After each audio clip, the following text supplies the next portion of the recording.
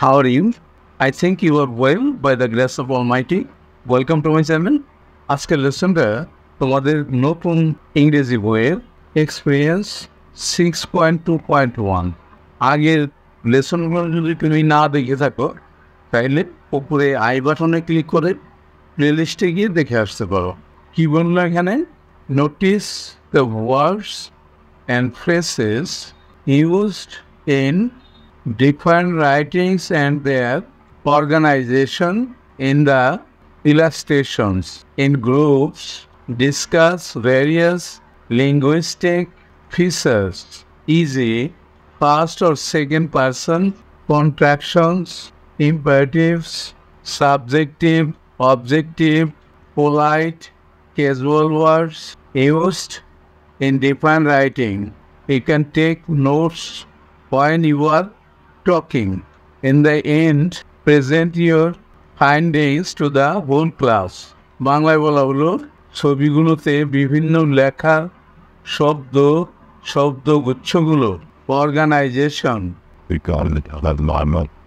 দেখো, দলে বিভিন্ন লেখায় ব্যবহৃত লিঙ্গুইস্টিক ফিচার্স, উদাহরণস্বরূপ example first or second person, contractions, imperatives, subjective, objective, polite, casual words এগুলো আলোচনা করো। কথা বলার সময় তুমি নোট নিতে পারো। শেষে তোমার ফাইন্ডিংস শ্রেণীতে শেয়ার করো। তুমি এটা কীভাবে লিখবা, নিজেদের মধ্যে আলোচনা করবা, এরকম একটা ডিসকাশন আমি লিখে রেখেছি তোমাদের জন্য। দেখো, ডিসকাশন ইন গ্রুপস, দলের মধ্যে আলোচনাটা। এস ওয়ান বলতেছে, I was thinking about how different language is in various type of writing.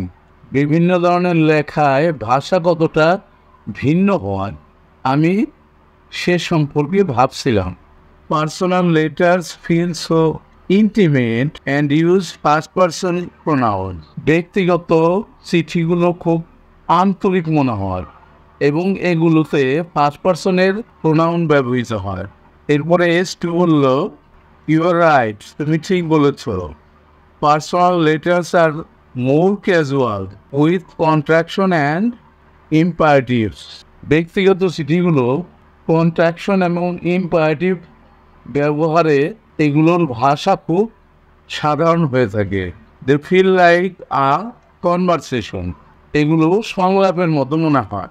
এরপরে S3 কি বললো, but applications and CVs switch to formal language. কিন্তু আবেদনপত্র এবং সিভিগুলো আনুষ্ঠানিক ভাষায় লেখা হয়।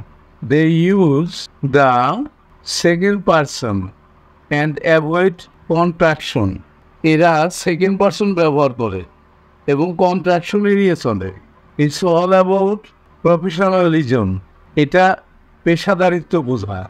এরপরে S1 বলতেছে, এক্স্যাক্টলি, ঠিক তাই। And newspapers are on a different level. আর সংবাদপত্রগুলো ভিন্ন ধরনের।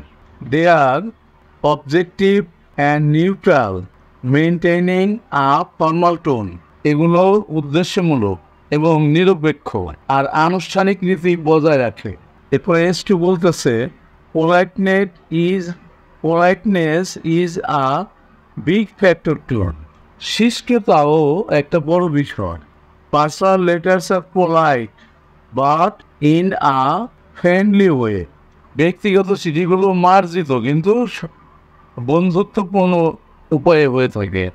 Applications and CVs use formal politeness and newspapers keep it neutral. আবেদনপত্র এবং সিভিগুলো আনুষ্ঠানিক মার্জিত ভাষা ব্যবহার করে এবং সংবাদপত্রগুলো এক্ষেত্রে নিরপেক্ষ থাকে। S3 কি বলল, and don't forget the casual words in personal letters. আর ব্যক্তিগত চিঠিগুলোতে সাধারণ বা প্রচলিত শব্দগুলো ব্যবহার ভুলে যেও না। They make the language feel relax and friendly. এগুলো ভাষাকে স্বাচ্ছন্দ্য এবং বন্ধুত্বপূর্ণ করে তোলে। সর্বশেষ S1 বলতেছে, it's interesting how the choice of language varies based on the type of writing and it's purpose, লেখার ধরন এবং এর উদ্দেশ্যের উপর ভিত্তি করে ভাষার ব্যবহার যেভাবে পরিবর্তিত হয় তা আকর্ষণীয়। লেসনটা বেশ ছোট ছিল, এখানেই শেষ হয়ে গেল। অবশ্যই তোমরা পরবর্তী লেসন দেখবা। See you next.